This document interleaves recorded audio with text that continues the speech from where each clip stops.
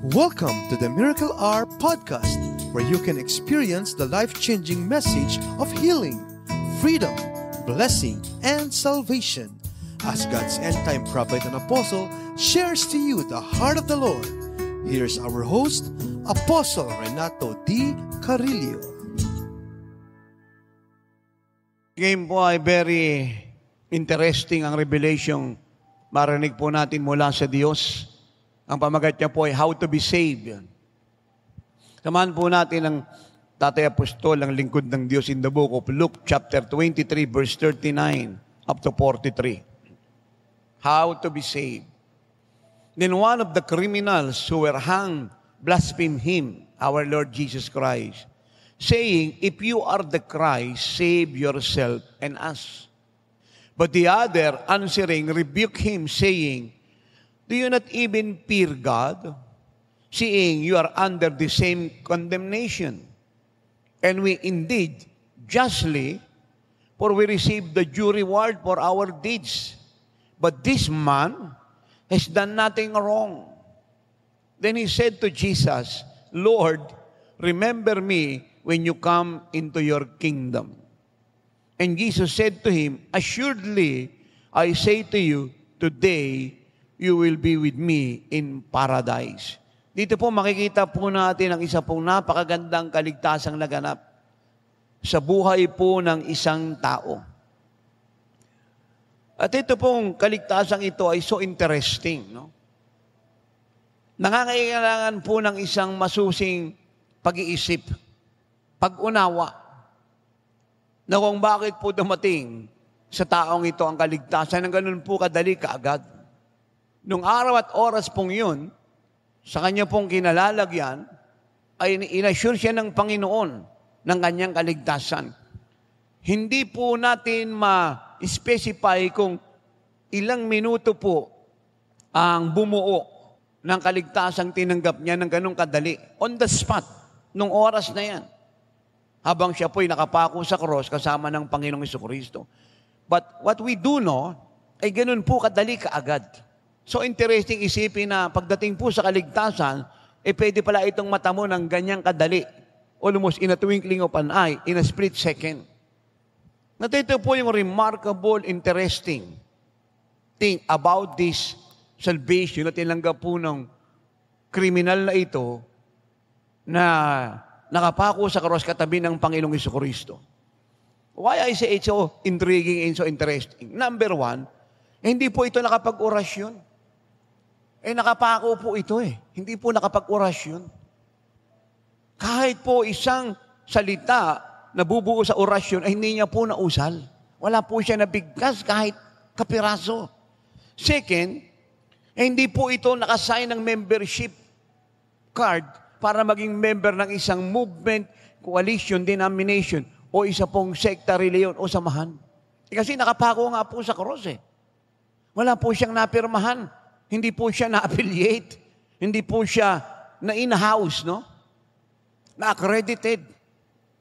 Na isang member para masabing siya po may isang reliyon na inaaniban. So wala po nangyaring ganun And then third, hindi po ito nabautismuhan sa tubig.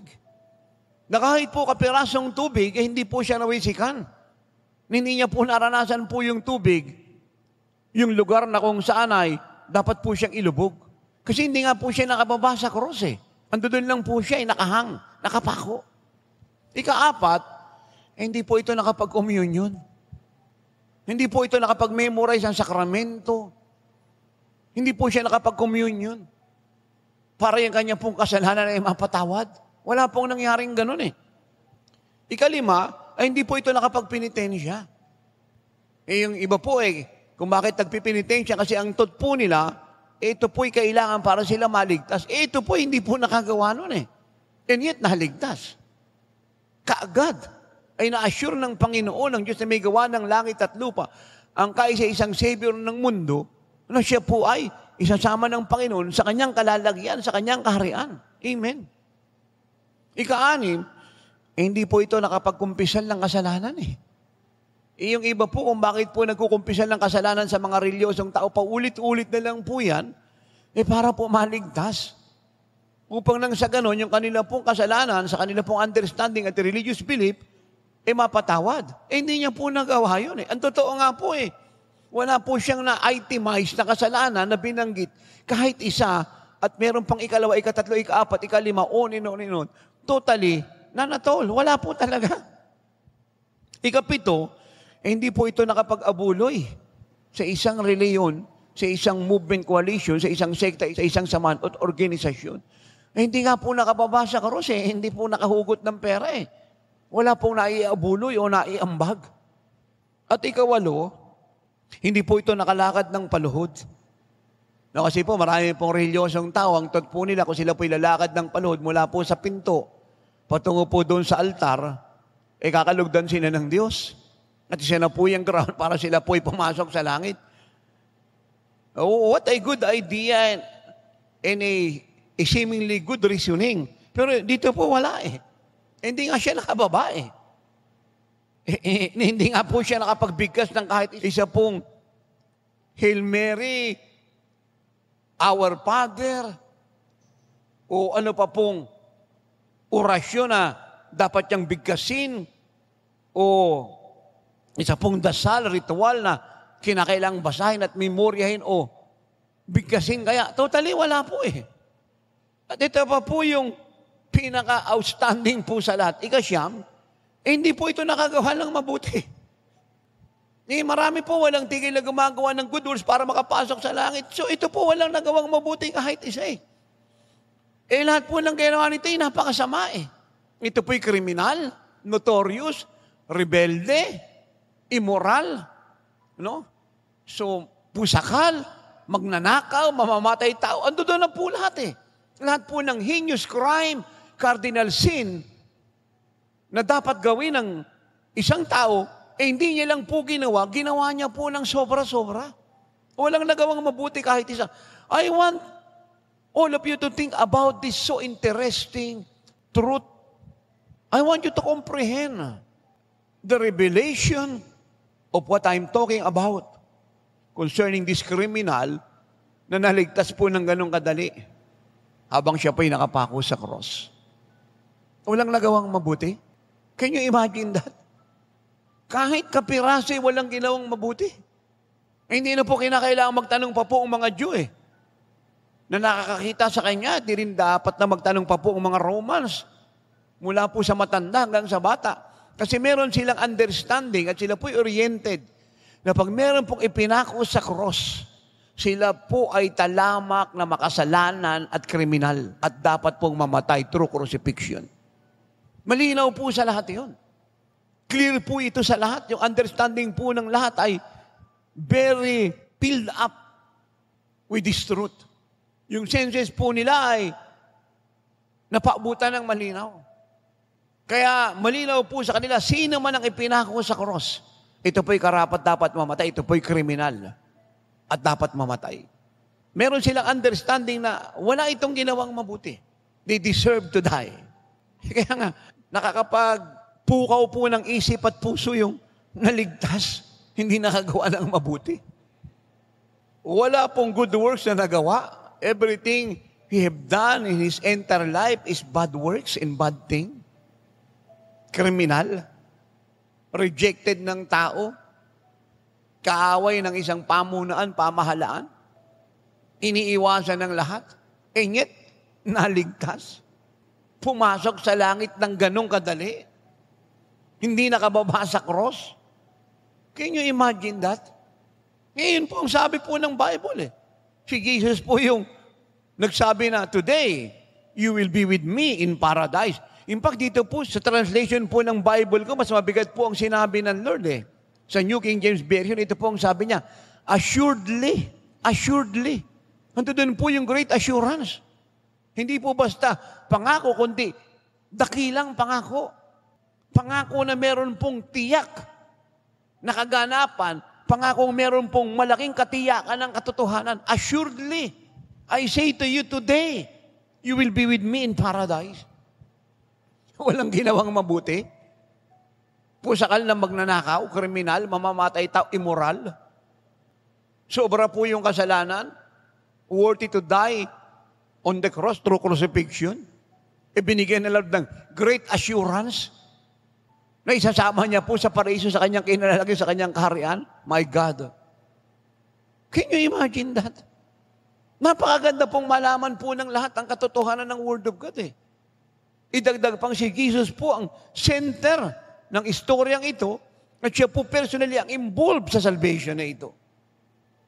Do you understand what I'm talking about? Kaya isa po itong malaking kadahilanan kung bakit ang Lord lagi nagsasabi na do not judge or condemn anyone. God alone can judge and condemn anyone and everybody. At malinaw niya po itong pinaabot sa mga hypocrite na mga Pharisees eh. Na sa panahon din po natin ngayon, nagkaalat po sa reliyon, sa iba't ibang sekta, movement, coalition at denominasyon.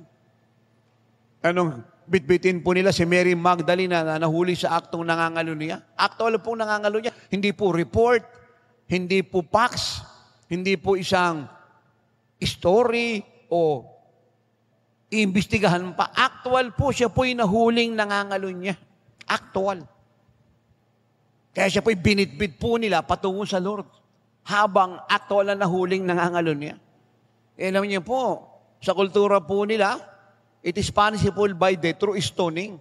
Kaagad pong babatuhin hanggang mamatay. Hindi na po ipapagpabukas pa po yung verdict o judgment. Sa araw at oras po yun, habang siya po'y nahuling nangangalo niya, automatic siya po'y babatuhin hanggang mamatay. Hindi na po patatagalin pa. On the spot. Babatuhin hanggang mamatay. And they asked the Lord, and they said to Jesus, anong masasabi mo rito? Itong babaeng ito akta wala na huling nangangalo niya. Amen. At ang Panginoon po sumagot at ang sabi, kung sino sa inyo ang walang kasalanan, siya yung unang bumato. Sino sa inyo ang walang kasalanan, siya yung unang bumato. Ang sabi po ng Bible, in John 8, verse 1 hanggang 12, mula po sa pinakamatanda hanggang sa pinakabata, isa-isa pong nag-aalisan sa harap po ni Jesus at ni Mary Magdalene. At wala pong naiwan, kundi si Mary Magdalene na lang at saka si Jesus. And the Lord said to her, nasa na yung mga kritik mo na gusto kang mamatay? Meron bang bumato sa iyo? And Mary answered her and said, none, Lord, none. At ito po ang sagot ng Lord na kinakailangan ng pong bulay-bulayin ng lahat Neither I will condemn you. Go and sin no more. Neither I will condemn you. Go and sin no more. Neither I will condemn you. Nasa Lord po lahat ng karapatan para kondinahin ng kahit sino Hatulan ng kamatayan At sa kanya po ang lahat ng right at di siya magpapaalam sa sino man. Kung ito'y gagawin niya because He is the creator of the heavens and the earth, the author and the giver of life.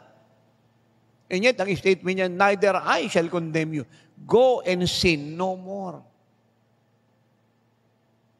And He turned to the crowd and He said, I am the light of the world.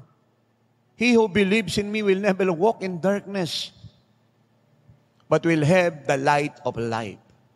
Neither I will condemn you.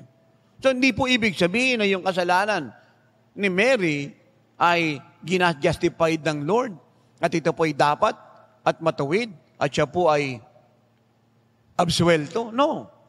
Hindi po yun ang sinasabi ng Lord. Anong ibig niyang sabihin? Neither I will condemn you. Ito pong ibig niyang sabihin. Meron pa pong buwang ng pagbabago hanggang ang tao po ay buhay. There is always room for a change as long somebody is still alive. Meron pong puwang ang pagbabago. And the Lord said, hindi po mahirap mabago. Hindi lang si Mary Magdalene, kundi ang lahat pa po ng mas malala ang kasalanan sa kanya. Pag si Jesus po ay na-encounter nila. Because He is the light of the world. At ang sino mang susunod sa Kanya, hindi na babalik sa kadiliman. Hindi na babalik sa kadiliman. Walang susunod sa Kanya ang babalik pa sa kadiliman. Ang ibig pong sabihin, tuloy-tuloy na susunod sa Kanya, wala nang babalik pa sa kadiliman. Dahil siya po ang ilaw ng buhay. Ang buhay niya po ang ilaw ng lahat. Ngayon po ang kagandahan ng Word of God eh. Pagka meron po tayong malalim na mithiing, maging kagaya ng Lord, makapiling siya araw at gabi, kilalanin siya ng malalim. At tumagpas po tayo sa atin pong maliit at makitid na pagkaunawang kilala na natin ang Lord ng gusto, ng buo, ng ganap. Kasi tayo po'y nakarating na sa kalagayan na mahabang panahong sumasa ka niya. Okay na po yun. Hindi po okay yun. Knowing God has no limit. It goes beyond time, boundaries, understanding, education, thinking, feeling, reasoning, and personal belief. Neither I will condemn you. Go and sin no more. Ando doon po yung paalala, hindi kita kinukundina. Binibigyan kita ng pagkakataong magbago. Huwag ka na magkasala pang muli. Ang kinukundina niya po ay sin. Huwag ka na magkasala pang muli. Ang kinukundina niya po ay sin, hindi po si Mary. Hindi po yung sinners, the sin. Yan lang pa pong condemnation na kailangan po ni Mary. She is already condemned. Nung siya po'y nasa sin at gumagawa po ng pangangalon niya, immorality. Ano pang condemnation na kailangan niya? She is already condemned. Ang kailangan niya po ay forgiveness. Ang kailangan niya po ay restoration. Ang kailangan niya ay change life. And that is what Jesus, our blessed Lord, is talking about. Neither I will condemn you, sin no more. Hindi po nakagawa ng mabuti. Naligtas po yung kriminal. Now, paano siya naligtas? Paano siya naligtas? Paano siya naligtas? Number 1, then one of the criminals who were hung blasphemed him, saying, "If you are the Christ, save yourself and us."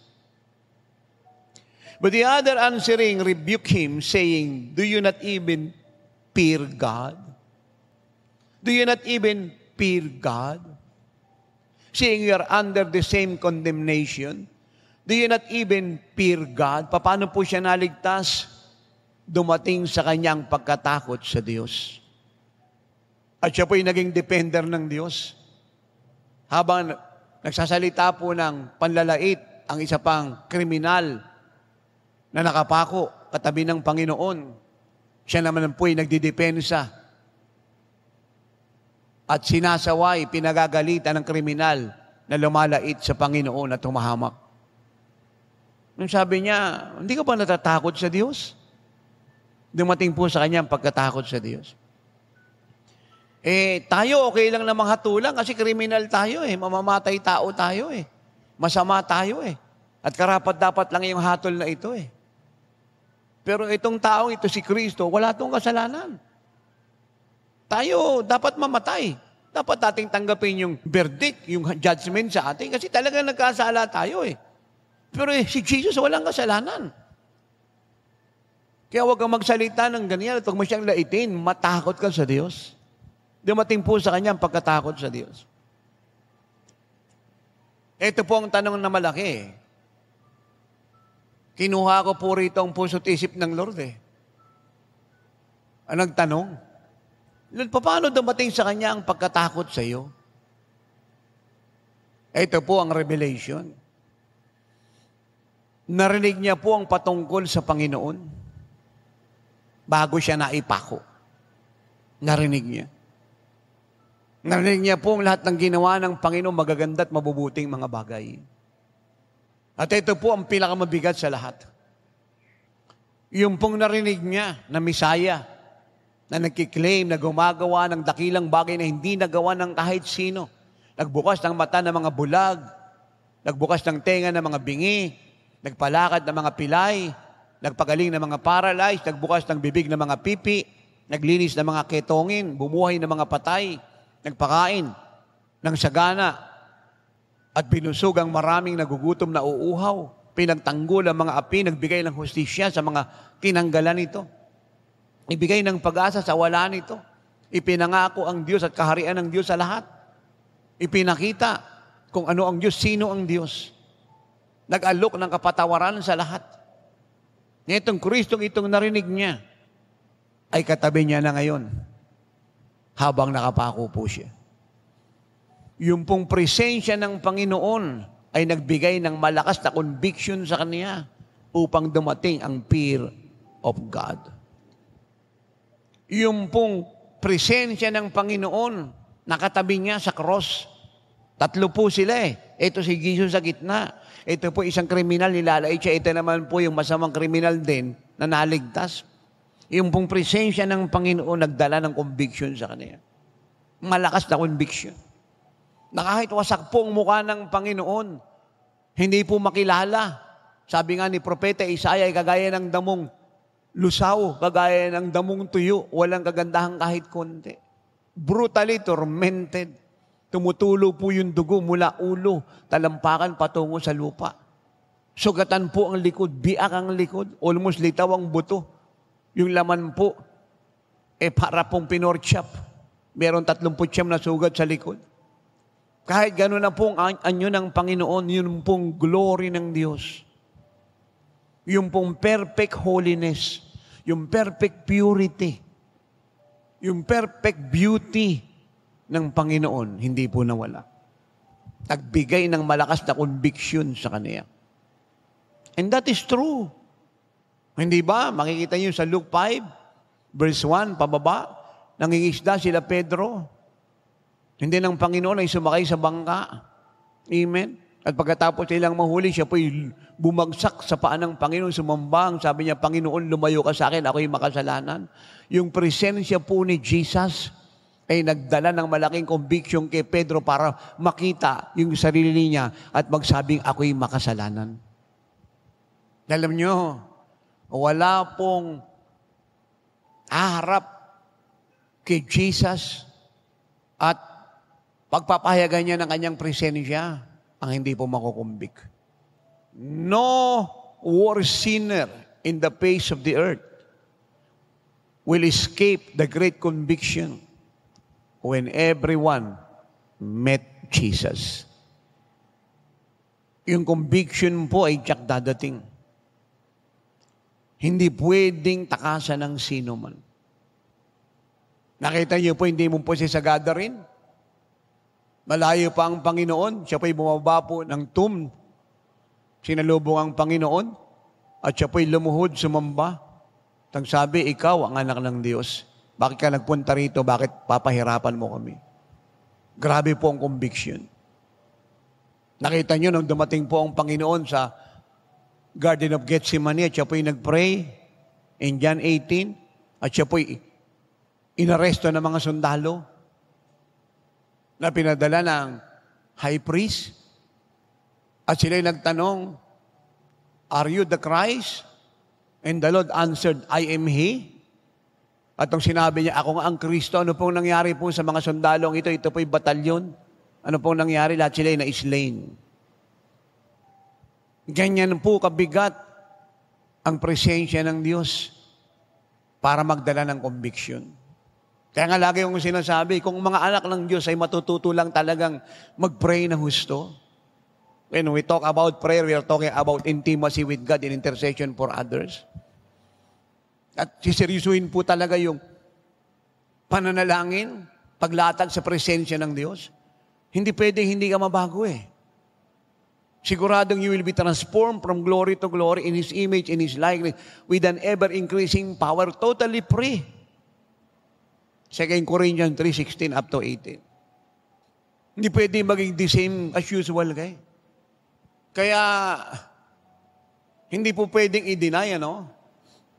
Kailangan tanggapin po ng lahat na may kababaang loob. Pagka siya naman po'y nananalangin, at lagi niyang sinasabing siya po'y prayerful at siya po'y nagpipray, pero ganun pa rin po yung ugali niya, yung commitment niya, yung kanya pong attendance record, yung kanyang obedience sa Diyos? Indeed, they were praying. But the truth, they don't experience God. They don't encounter God. Walang conviction dumating sa kanila for them to be changed into His image from glory to glory with an ever-increasing power. They simply pray. Naman ang ginagawa ng lahat Kaya anong reliyon ng sino man, they always talk about prayer and they persuade others to join them in prayer. So meaning to say, they pray. Pero yun pa rin sila. Nothing changed. Dahil hindi nila na-encounter ang Diyos. Kasi pag talaga na-encounter mo ang Panginoon, yung conviction dadating, and that conviction will give you your conversion, a change, transform life from glory to glory. Magaya na nangyari sa akin more than 30 years ago yung transformation ko, ganun kadali Kasi nga na-encounter ko ang Lord ng totoo Yung conviction, sobrang lakas, nagpalahaw ako ng iyak At tapos po ako umiyak I was a transformed man, changed by the power of God. So yun nga, lahat naman nagpipray. Pero walang pagbabago Kasi walang conviction dahil walang encounter sa Lord. Yan din yung reason kung bakit napakarami hingi ng tawad sa kasalanan. Pero ginagawa pa rin ng kasalanan. Kasi nga, walang encounter sa Lord walang totoong kalayaan. Alam niyo, ang kalayaan, hindi po nakukuhayan sa pagsasabing, Lord, ako po yung nagkasala, patawad. Kasabay po ng salitang Lord, patawad. Encounter sa magpapatawad sa iyo. Kaya napakaganda pag ang church naging gagaya ni Jesus. Nakita ka lang ng mga tao, they will sense the presence of God in your life. They will see His life and His glory in you. Hindi ka mag-claim na ako, bishop ako, manamgad ako. Testimony na po yun, sapat na yun.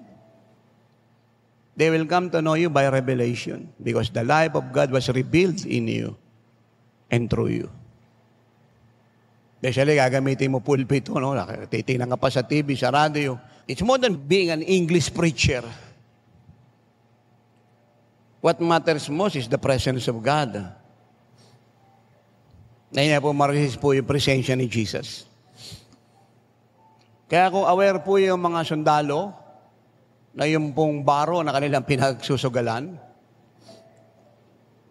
higit po sa baro, na nandoon po yung anointing, nakabalot doon ang presensya ng Diyos. Hindi nila pagsusugalan yan Ang truth nga po baka sila pa yung maglabas ng pera para bayaran yan. Doon sa gustong makiparte sa robe na yan. Hindi nila na-recognize yung presence ng Diyos sa kasuotan. Yung mata po nila ando doon sa material taste na nabubulok na sisira. Kasi ilagay po ron sa presensya ng Diyos na buhay habang panahon. Napakaganda kung gagaya sila ni Elisha, Alam niya na kahit patay na si Elijah, ang tatay niyang propeta, ay yung mantle. Sabihin na po nating Amerikana o barong kaya, kung anong gusto niyong itawag dyan, o sweater, na ginamit po ng tatay niya, puno ng Diyos. Alam po ni Elisha yun Kaya nung siya po humarap po sa Jordan River wala siyang sinayang na panahon Nung bumagsak sa kanya yung mantle, yung Amerikana, na sinuot at ginamit ng tatay niya. Kinuha niya po yun at hinataw niya po yung Jordan River nahati. Naunawaan po niya kung bakit niya minahal yung kasuotan na yan Dahil naiwan po doon yung anointing. Alam perang pwedeng ibaya doon. Hindi pagsusugalan ito ng mga Romano. Hahatiin, pag-aawayan. Nakakala mo ordinaryong kasuotan. Hindi pwede maging ordinaryong kasuotan na yun dahil yung nagsuot, hindi ordinaryo. Nakatirang Diyos sa kanya. At naiwan po ang anointing na yan, the tangible presence of God sa kasuotan na yan. Kaya hindi pwedeng ordinaryo yung gamit ni Jesus dahil hindi ordinaryo yung nagsuot Wala lang pong revelation tong mga tong mga sundalo. Walang naintindihan. Na kung meron silang revelation, sila pa yung maglalabas ng pera para masarili yung sinuot ng Lord kaysa partihin nila at idaan sa pagsusugal kung kanina mapupunta kaysa kanilang pagsugalan. Kaya po yung conviction sobrang lakas. Kaya sabi po ng kriminal do you not even fear God? Hindi ka ba natatakot sa Diyos?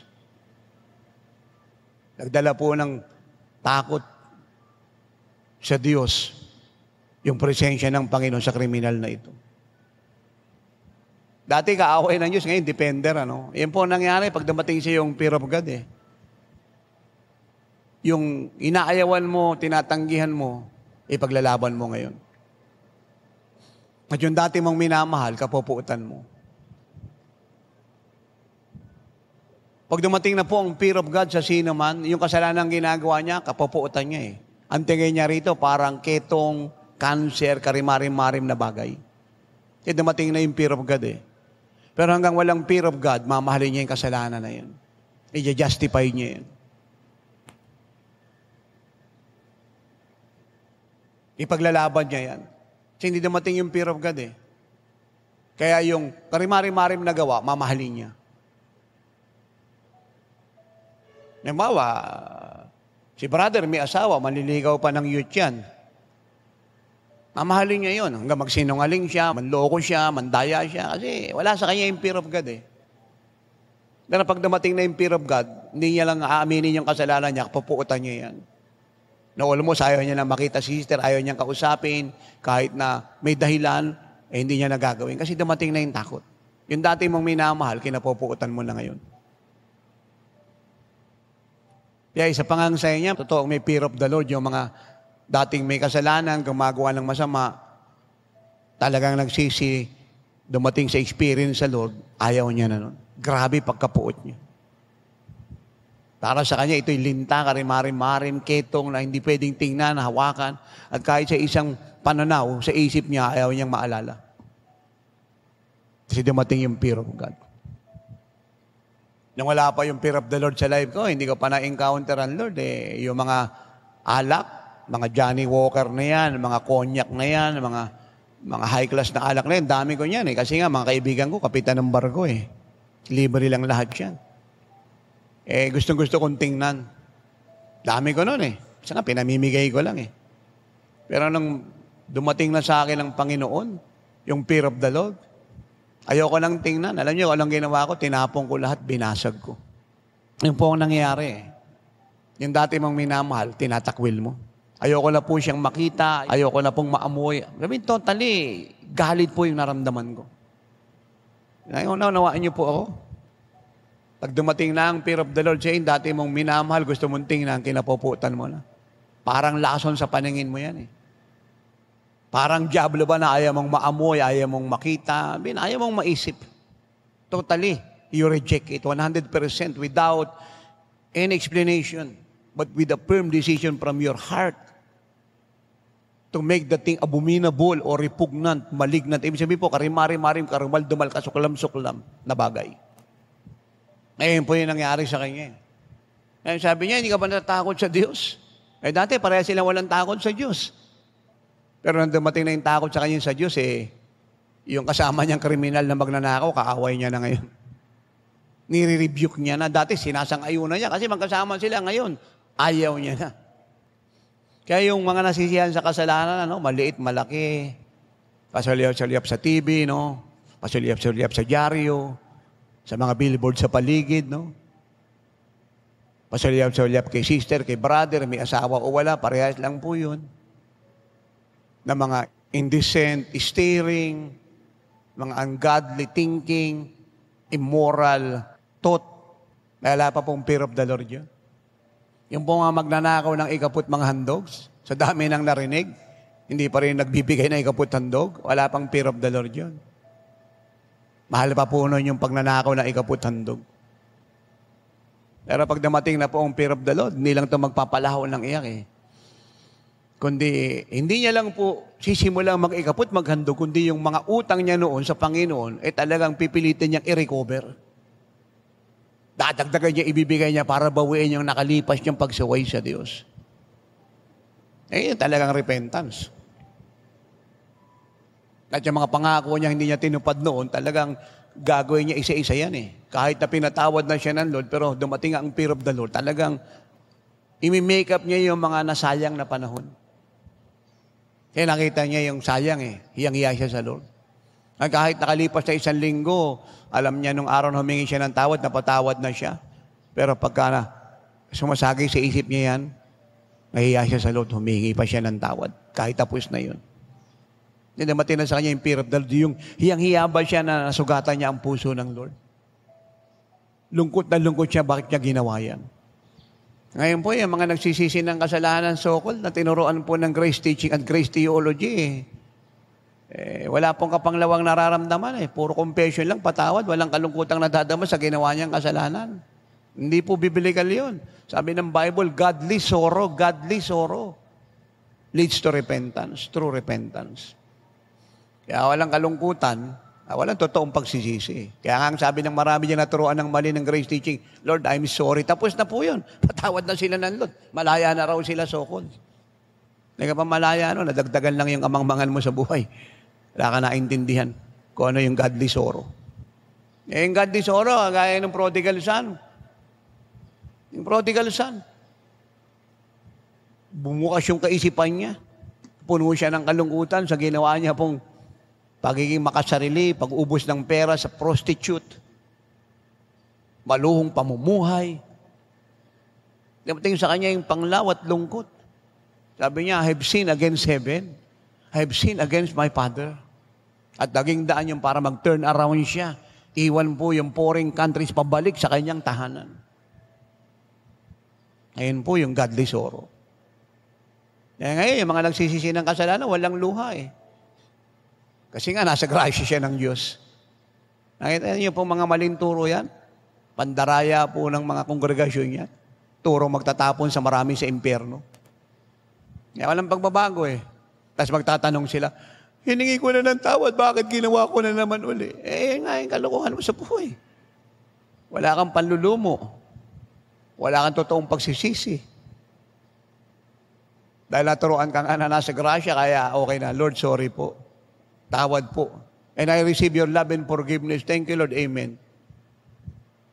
What a deception.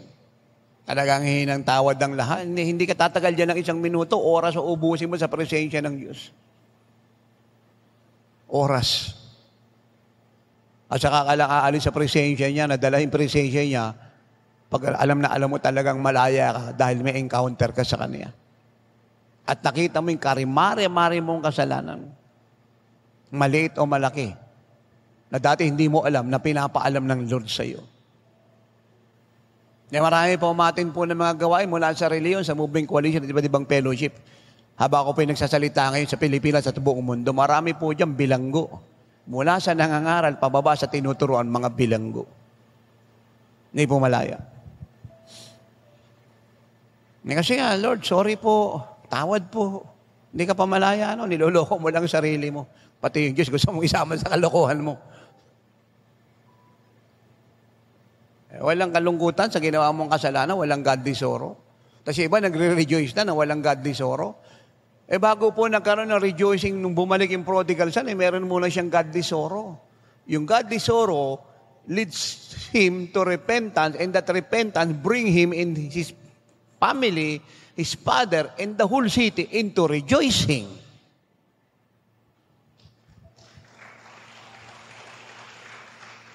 Ngayon, wala nang ganon. At yung iba pa nga dyan, pag humingi ng tawad, Lord, patawad po. Kaya lang, talagang natukso lang talaga ako. Kasi si sister naman, kasi kung bakit naman alam niya may asawa ako tinutukso ako pag dumaan sa harap ko Gaganon-ganon si sister. Tao lang ako, Lord Yung bakit naman kasi alam ko naman si brother in love na nga sa iba, wala lang nga siya love kay Jesus, napunta na nga yung love niya sa iba Bakit naman kasi sinagot ko pa at pinatulan ko pa Ang dami na nga, lagi na nga in love si brother kung kani-kanino Na justified.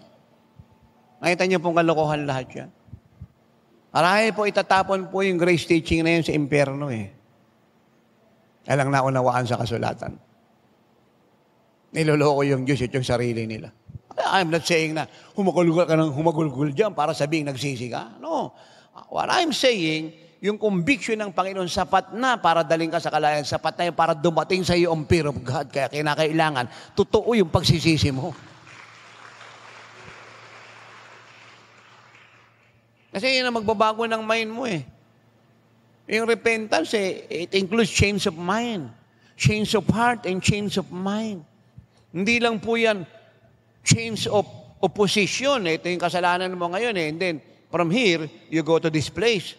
Totoo po yun. Pero bago ka nakarating dito, mula dito, you have change of heart and change of mind. And that's the reason you change place and change location. It all started in the heart. That was decided by your mind and actualized by your movement. Meron pong isang napakatalinong hari na pag binasa mo po yung kanyang aklat, yung karunungan ng Diyos na binigay sa kanya, talagang ma-amaze ka. Hindi mo pwedeng hindi basahin ng Ecclesiastes na pwedeng tawagin the preacher. The preacher. At yun po si Haring Solomon. Tinatawag niya kanyang sariling mga ngaral, the preacher. Ito pong matalinong haring itong sobrang yaman na wala pong haring nabuhay ngayon sa panahon natin, pati nung nakalipas at dadating pang higit sa talino niya at pagiging napakayaman. Yun po yung biyaya niya sa Diyos. Kasi may covenant ang Diyos sa kanyang ama. Pero ang amazing po rito, 3,000 pong mga halaman ang binigay niya ng pangalan. 3,000. Kasama na po yung mga hayop. Nasa kanya yung lahat ng karangalan, katanyagan, kasikatan, lahat. Wala na po siyang kulang. Yung success niya po, fame, popularity, ay alam sa buong mundo. Pero, yung pong heart stirring, heart melting, heart striking, heart humbling, na binitiwan niya is unforgettable and so remarkable. Ito po ang sabi niya in Ecclesiastes 12 verse 9. And moreover, because the preacher was wise, siya po yun. The preacher was wise. Eh ngayon po, marami pong preacher hindi wise Sinful, immoral, hireling, no? Liar, magnanakaw ng tithe offering, man-pleaser, compromiser, because the preacher was wise. Kung hindi ka wise, huwag ka na mag-preach. Huwag ka na pumunta ng pulpito, huwag ka na humarap sa radyo, television, huwag ka na mag-counsel, huwag ka na patawag na bishop, spiritual director. At kung bakit hindi ka wise, kasi wala kang fear of God. The fear of God is the beginning of wisdom. The preacher was wise. He still taught the people knowledge. Pag ang isang mangangaral na may takot sa Diyos ay matalino, bibigay niya ang mga tao ng experiential knowledge, hindi informative knowledge. Kasabay po ng pagkaunawa ay karanasan sa naunawaan niya. Na yung impact sa buhay niya po ay lifetime. Yes, he pondered and sought out and set in order many proverbs. Yun nga po, yung kawikaan si Solomon po, ang sumulat yan majority. Yun po yung nagpapakita ng karunungan ng Diyos. The preacher sought to find acceptable words. Ang mga taong marunong, ang salitang binibigas niyan, tama.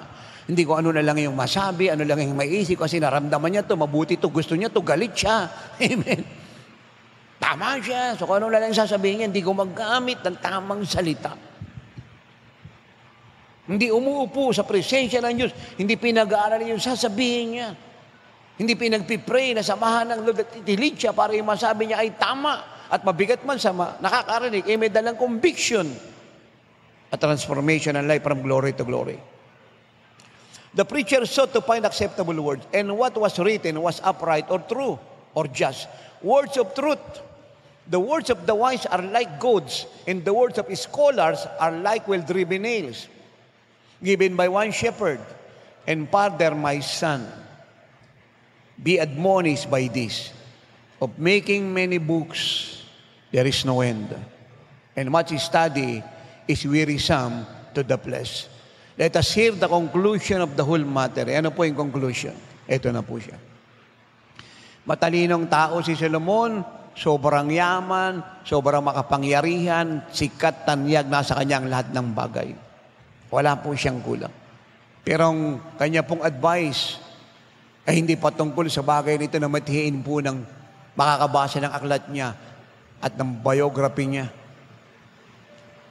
at makakaintindi ng kanya pong natamong tagumpay sa buhay. Ito po ang kanyang advice. Fear God. Fear God. And keep His commandments. For this is man's all. Ang ibig pong sabihin ng salitang for this is man's all, ito po yung buong katungkulan ng tao. Mahalin mo ang Diyos, igalang mo siya, at sundin mo ang lahat ng utos niya. Isn't that incredible? Napakayamang hari, napakatalino, lahat ng bagay nasa kanya. Sikat, tanyag, na walang humigit sa kanya kahit sinong hari na nabuhay noon, ngayon at susunod pa. Pero ang payo niya, itong mahalaga sa lahat, hindi kayamanan, hindi kasikatan, hindi katanyagan, hindi popularidad, hindi material na bagay. Ito importante sa lahat. Hindi pagbabasa ng maraming libro, nakakapagod yan. Hindi maraming pag-aaral, nakakapagod yan. Siya po may sabi niyan, binasa ko sa inyo.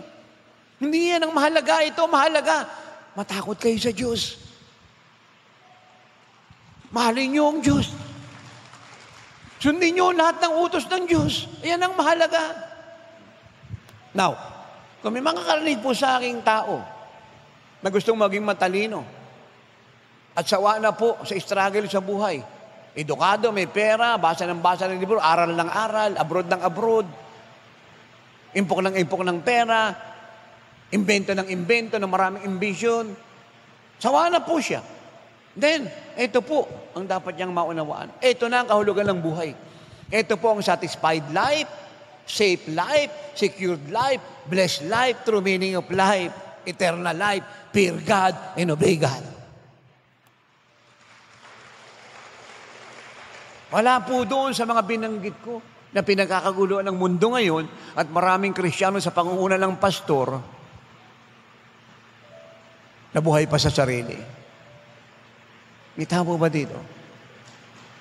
Ito raw ang buong katungkulan ng tao. Mahalin ng Diyos. Katakutan ng Diyos, irespeto, igalang. Gawing prioridad sa buhay. Bigyan ng mataas na pagpapahalaga, una sa lahat at higit sa lahat. At sundin ang lahat ng kanyang utos. 14. Why? For God will bring every work into judgment, including every secret thing, whether good or evil. Bakit daw dapat mahalin, katakutan, irespeto, igalang, gawing pangunahin ng Diyos ng una sa lahat, higit sa lahat, at sundin ang lahat ng kanyang utos? Sapagkat lahat daw po ng gagawin natin ay dadalhin ng Diyos sa kahatulan. Sasalain niya, alam niya. At lahat daw po ng ginawa natin, hayag o lihi, mabuti o maganda, ay dadalhin niya po sa kahatulan. Dadalhin niya sa scrutiny. Dadalhin niya po sa masusing pagsusuri. Napakaganda. Yan po ang unang dahilan kung bakit naligtas po yung kriminal. Dumating sa kanya ang pagkatakot sa Diyos. Ikalawa,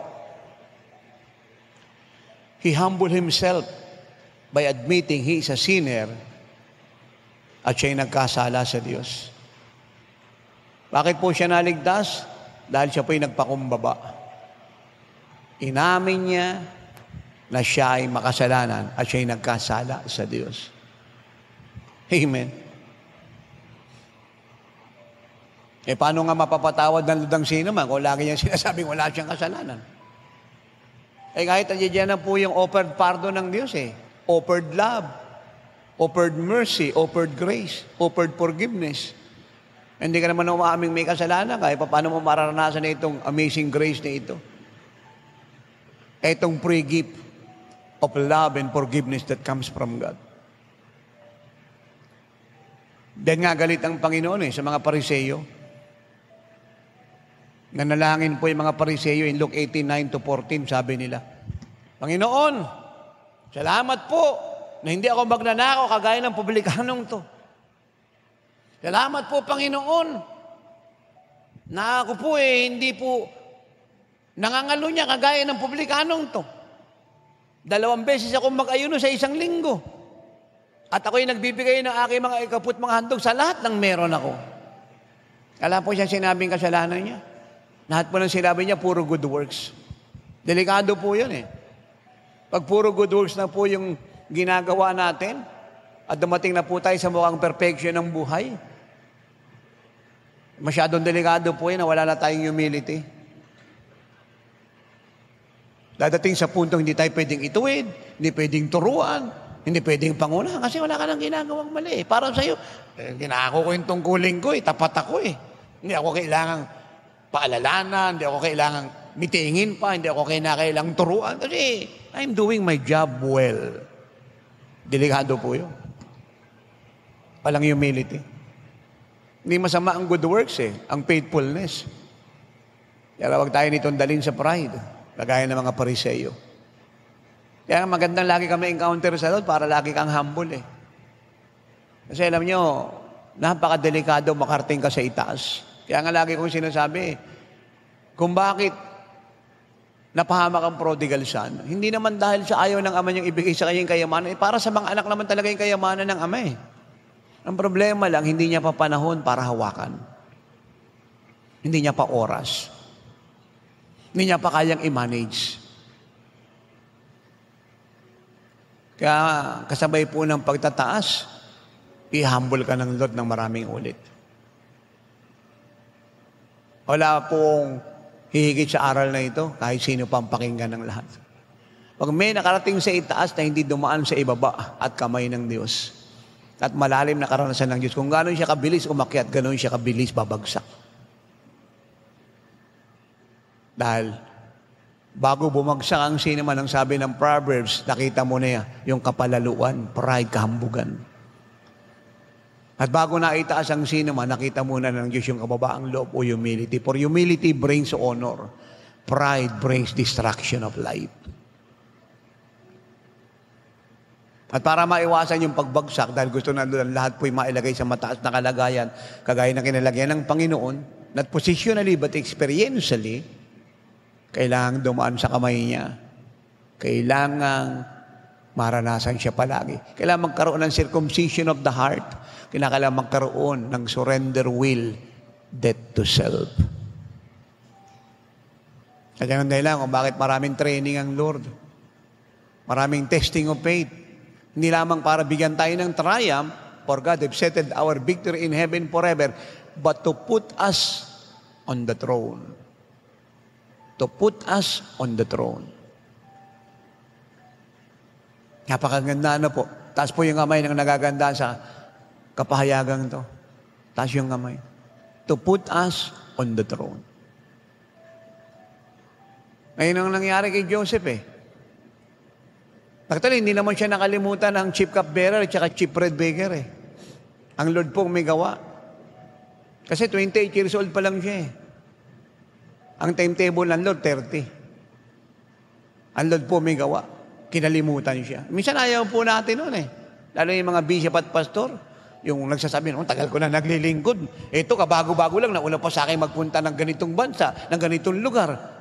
Siguro may paborito yung spiritual director namin. Kasi ako tagal-tagal na, puro ko trabaho rito. Lagi na ako sa opisina, lagi na ako sa kusina, lagi na akong pray ng pray, hindi ako nakakalis. Pero ito, mga bago pa lang ito, nag-full time. Doon na ito, nag-abroad na, sama na ni tatay, sama na ni nanay. So, ayun po yung problema.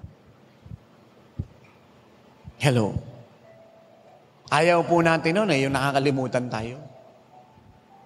Pero alam nyo, pag napakataas ng tawag mo, magala ka pag nakakalimutan ka. Ang Diyos ang may gawa. At pag dumating na ang oras mo sa Diyos, kahit nakalimutan ka ng marami, ang Diyos kahit minsan hindi ka nakalimutan, ilalabas ka niya at pag nakalabas ka na, hindi ka na niya kakalimutan.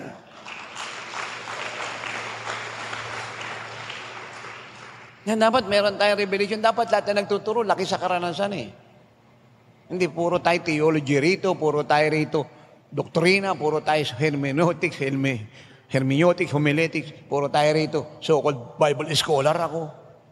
Kahit memorize mo yung buong Biblia, kung yung puso mo naman sobrang tigas. Wala kang karanasan, buhay ka pa sa sarili mo eh. Mas malala ka pa sa mga old Pharisees bilang modern day Pharisees. Na si Joseph, talagang Lord po may gawang makalimutan siya. Hindi niya pa oras eh. At ang dumating na po yung 30 years ni Joseph. Yun din ang panahong binigay niya ng panaginip ang paraon. Kita niyo karunungan ng Diyos? At walang makapagpaliwanag, si Joseph lang. At kung bakit binigay na ng panaginip si paraon, dahil kay Jose. Kailangan niya lang pumunta ng trono, ng palasyo.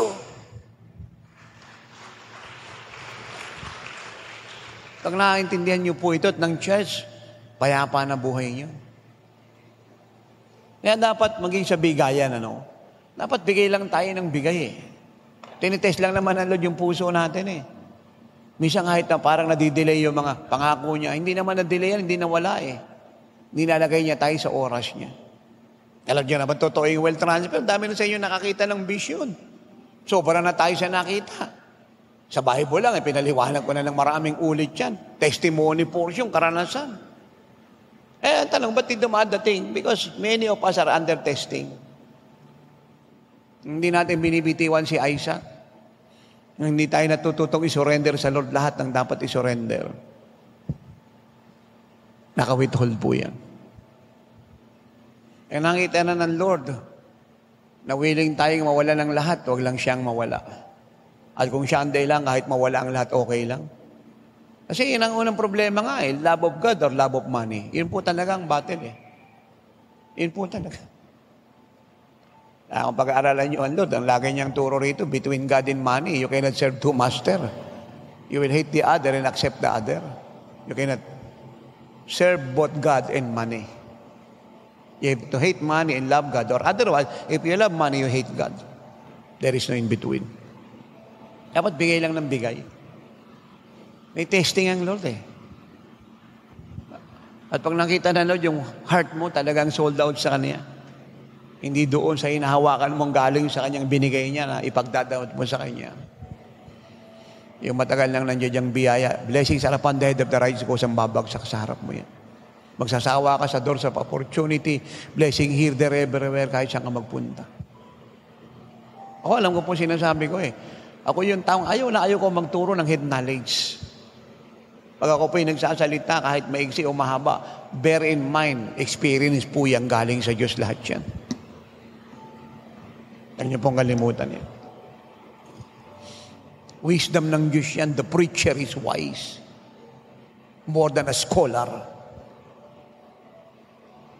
Ako, malungkot ako, dami nagpapapayo sa amin ni nanay. Pag pinayo mo, hindi naman nakikinig. Pag pinayuhan mo, tuturuan ka niya. Gusto niya ipapayo eh. Papayo sa kanya yung gusto niyang marinig. Yung alam niya na, yung sasangayon ka sa gusto niya. Nakakalungkot. Wala pa ako nakitang source ng wisdom maliban ng Diyos at ang salita niya. Kaya hindi ako nakatapos ng high school. For Christ's sake and the honor of my God, our God. Hindi ako papayag na sabihin ako ng maraming illiterate. Mapapahiya po lahat. Pag ang Diyos kilala mo at ang source ng wisdom puno sa puso mo, alam mo with all humility kung sino ka at kung gaano ka karunong.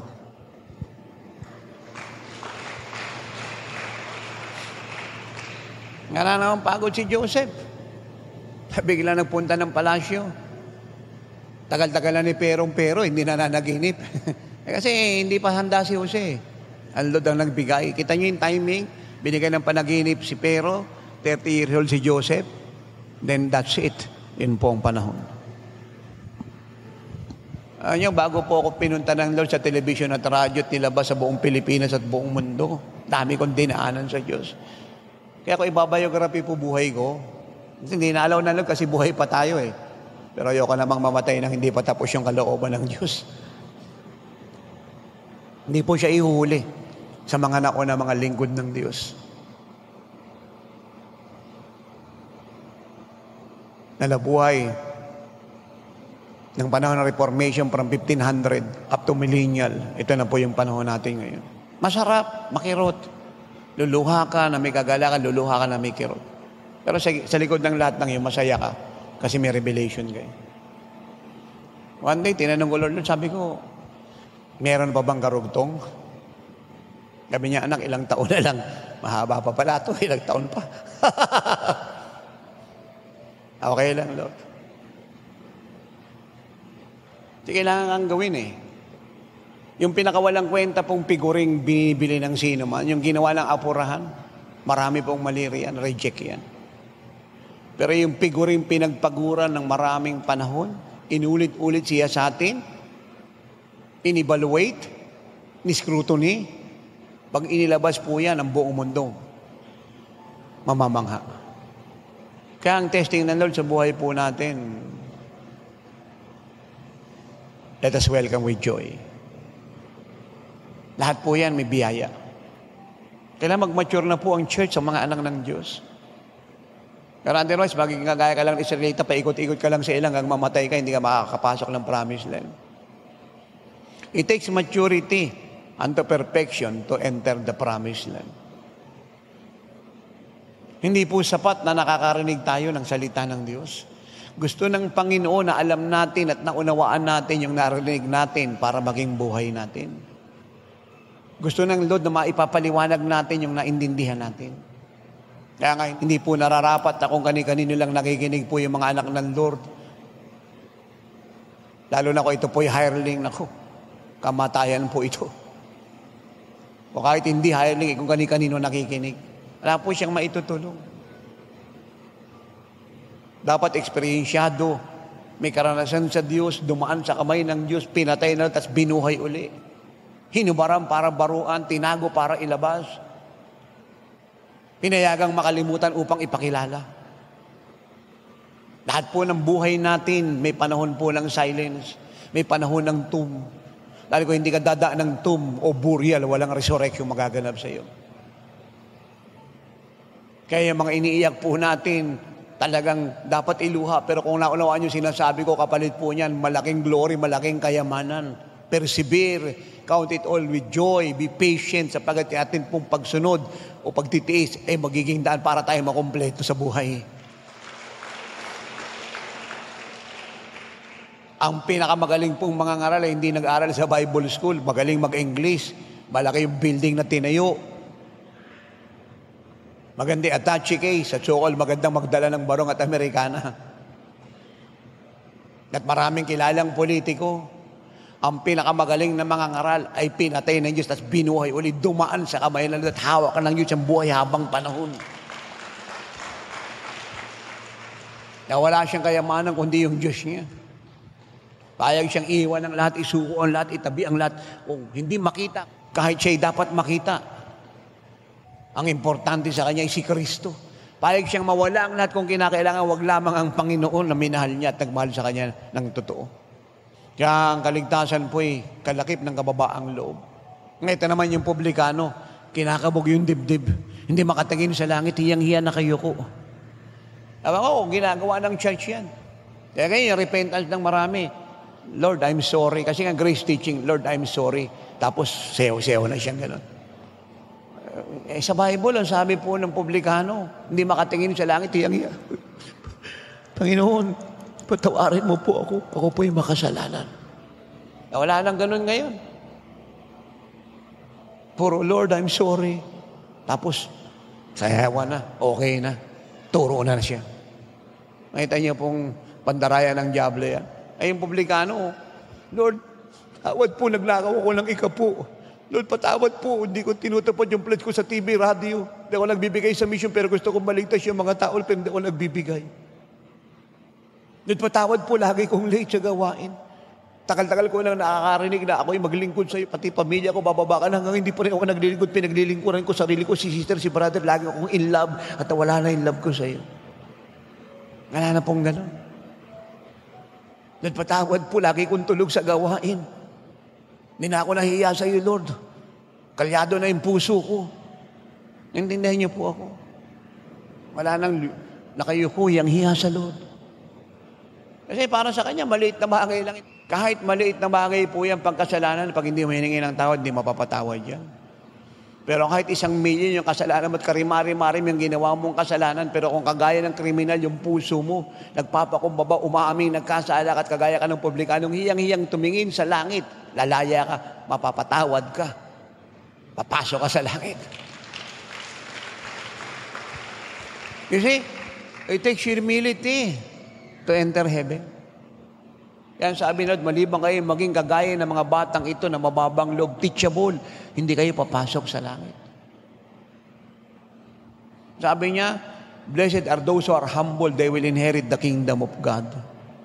Humble, hindi hambog. Dapat lahat po ng mga ngaral dumadaan sa kamay ng Diyos sa araw-araw. Iba po ando doon po sa heaven ng deception. Ako, nasa itaas na ako, bishop na ako, nasa TV ko, radyo ko. Naku, ako hireling na ako yung hireling ng mga hireling.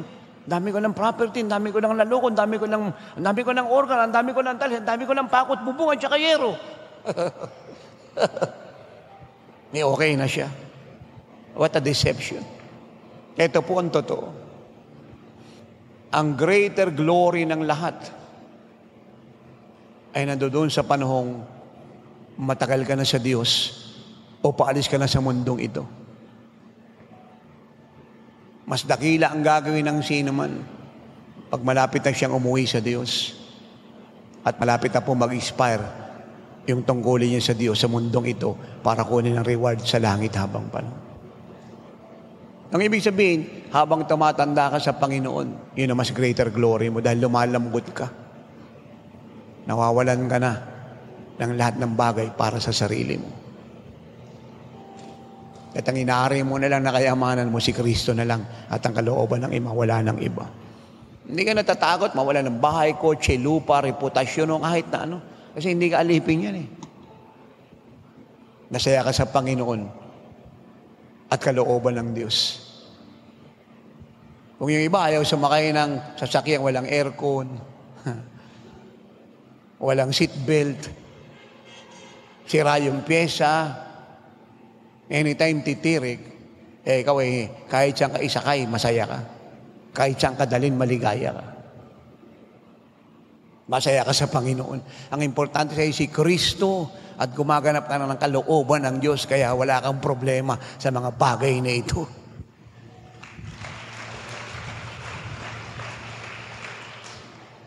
Amen. Yan. Again, prodigal son.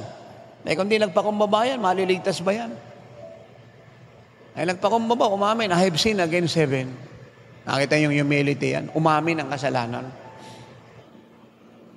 Alam niya, natutuhan ko sa Lord, the more we are at the top, the more we are in success, the more we are in fame, the more we are in popularity, the more we become more and more humble and teachable.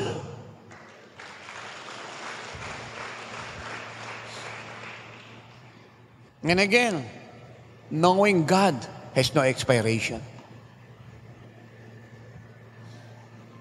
At dito niyo makikita ang isang mangaral, ang isang tao, kongregasyon, na dumaan sa kamay ng Diyos.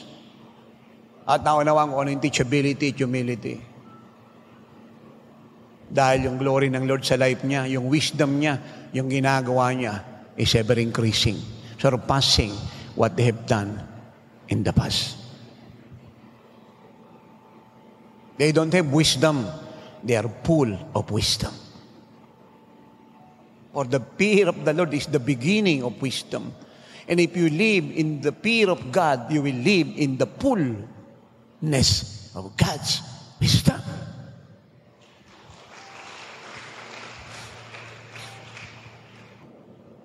Anong sabi ng Jeremiah 29:11-14? My plan for you is to prosper you and not to harm you, and to give you a hope and a good future.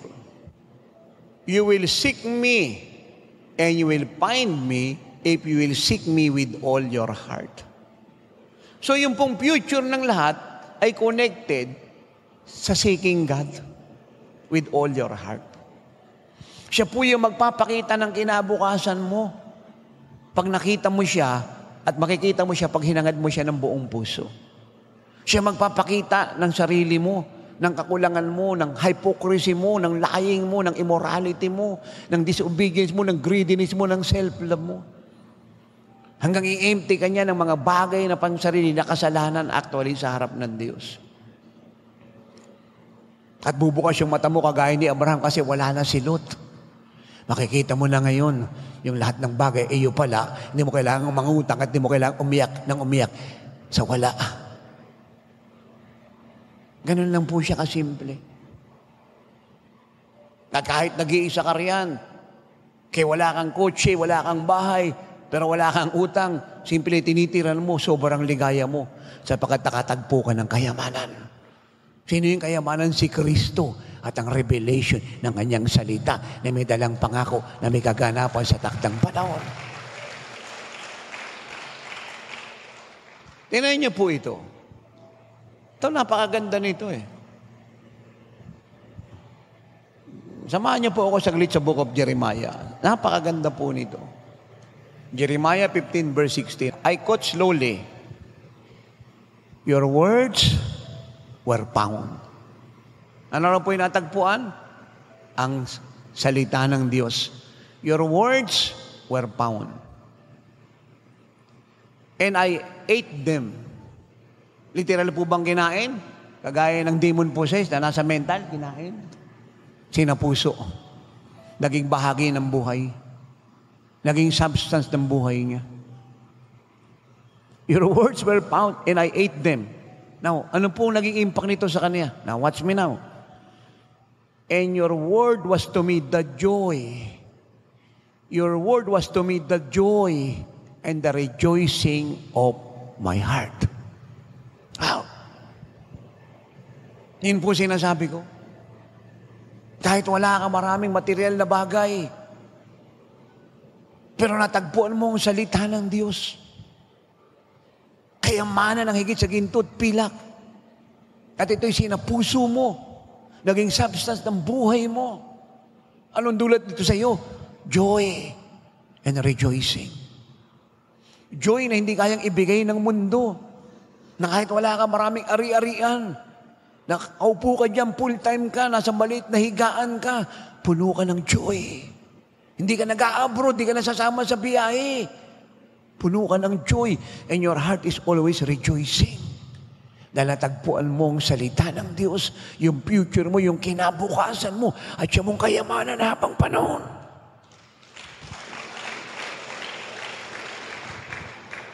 Ito, dami ko na po sinabi sa inyo kayamanan ng Diyos. Kada tayo ko rito, kayamanan. Ito po, grabing kayamanan yung tinuturo ko sa inyo ngayon. And the more you hear what you have found, the more you read what you have found, the more you see and keep seeing what you have found, the more it gives you joy and rejoicing of heart. Ako lagi ko nararanasan kahit nag-iisa ako noon eh. Nasa kalsada ako eh. Tinatawanan ako ng marami, naglalakad ako. Wala kaming makain ni nanay, pero grabe kaligayahan ko kasi natagpuan ko ang salita ng Diyos. Natagpuan ko yung future ko. Alam ko na hindi ako habang panahon sa kalsada. Nakita ko kinabukasan ko, ang buong mundo. Ang ministering ito napakalaki, sobrang laki. At Peter lang church at ng buong mundo. May assurance ako. And lastly, bakit po naligtas tong kriminal na to? Walang ginawang mabuti, naligtas. He surrendered his life to the Lord Jesus. He surrendered his life to the Lord Jesus. Ito po amazing nito. Now watch me, look and listen and hear God. Let me read again the word of God. But the other answering rebuked him, saying, do you not even fear God? Seeing you are under the same condemnation, and we indeed justly, for we receive the due reward of our deeds. But this man has done nothing wrong. Then he said to Jesus, now watch me now. Then he said to Jesus, sino po yung kinakausap niya? Si Jesus. Now watch me now. See the transition of the word. Then he said to Jesus, Lord, remember me when you come into your kingdom. You see that? Ano po yung transition ng word? Then he said to Jesus, Lord. Hindi niya po in-address si Jesus na, Jesus, Lord. He surrendered his life to the Lordship of Jesus. Dahil hindi po siya Savior lang. He is both Savior and the Lord. He surrendered his life to the Lord Jesus, to the Lordship of our Lord Jesus. Ito po yung totoong salvation eh. Not only Jesus is your Savior, but at the same time, He is your Lord. May-ari ng buhay mo, ng pamilya mo, ng kinabukasan mo, ng trabaho mo, ng perang iniwan sa iyo, ng kinabukasan mo, at lahat ng meron ka, kaniya. Kaya kung may problema ka, siya yung makikilaban sa iyo. May pangangailangan ka, siya yung magpuprovide para sa iyo. Dahil siyang may-ari sa iyo. Ano mo sabi ng Romans 10:9 and 10? If you will confess with your mouth that Jesus is Lord. Pag Lord ka, Savior ka. Pumapalaw po sa salitang Lord, yung salitang Savior. You own, you save, you protect, you provide. May tao mo ba rito? If you will confess with your mouth that Jesus is Lord, and you will believe in your heart that God raised Him from the dead, you will be saved. For confession was made unto salvation. Kaya hindi klarasyong si Kristo ay Panginoon. Si Kristo ang ating Panginoong tagapagligtas ay kaligtasan ng lahat. Kaya nga hindi ka po pwedeng maligtas na wala kang kinokonfess. Mula po sa salvation, pag nagbigay ka ng buhay sa Lord, talagang binubuksan mo yung bibig mo. Mula sa puso sinasabi mo, Panginoong Hesus, Diyos ko, tagapagligtas ko, patawad po. Nagsasalita ka. At yung confession mo, kaligtasan mo yan. At mas mabigat pa po kasunod yan. Pagkatapos mo maligtas, water baptism. Ayun, pinakikita mo sa lahat na ikaw ay pag-aari ng Panginoon sa pamamagitan ng pagpapabautismo sa tubig. Na nung nilubog ka sa tubig, ay namatay ka ng kasama ng Panginoon sa krus ng Kalbaryo. At nung itinayo ka mula sa tubig, ay nabuhay kang muguli, kagaya ng pagkabuhay ng muguli ng Panginoon. Hindi ka lang bagong nilalang, alagad ka ng pinapagharian, pinamamalaang iniligtas ng Panginoong Hesukristo.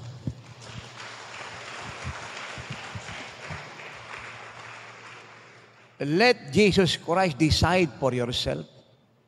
Let Jesus Christ decide for your future. Let Jesus Christ describe for your eternity. Make Him your Lord once and for all, forever. And He will save you. In every area of your life. And He will not only save you, He will satisfy you.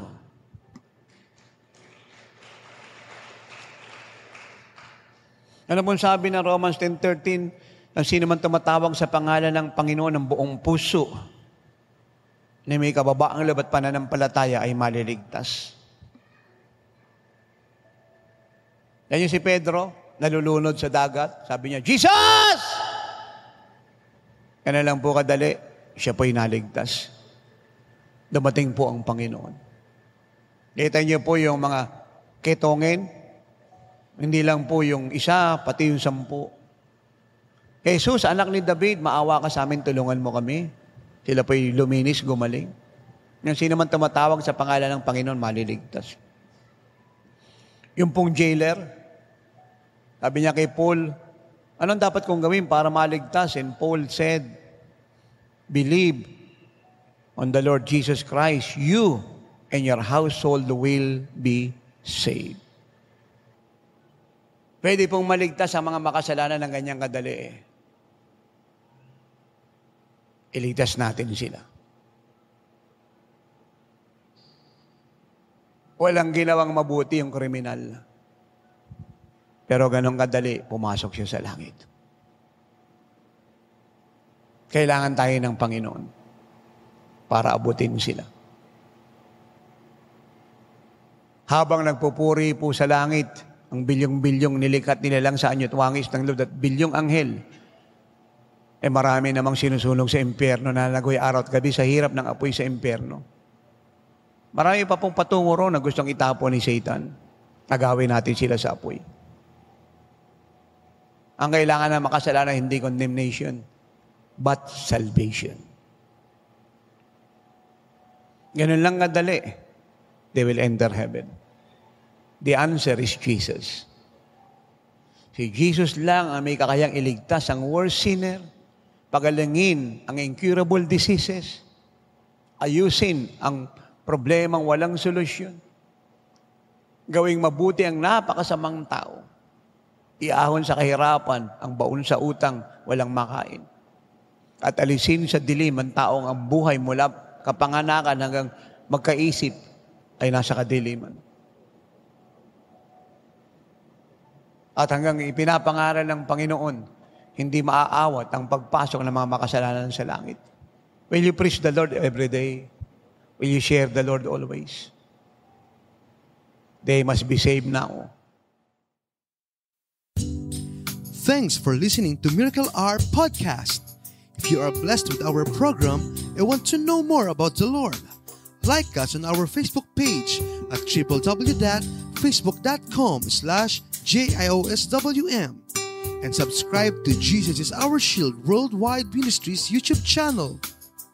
Our time is running out. Jesus is coming any moment. Apostle Renato D. Carrillo is mandated by God to bring the church to its full potential and to live like Jesus. Have a part in this end-time move of God. Pray, fast, and give to the work of the Lord. To God be all the glory.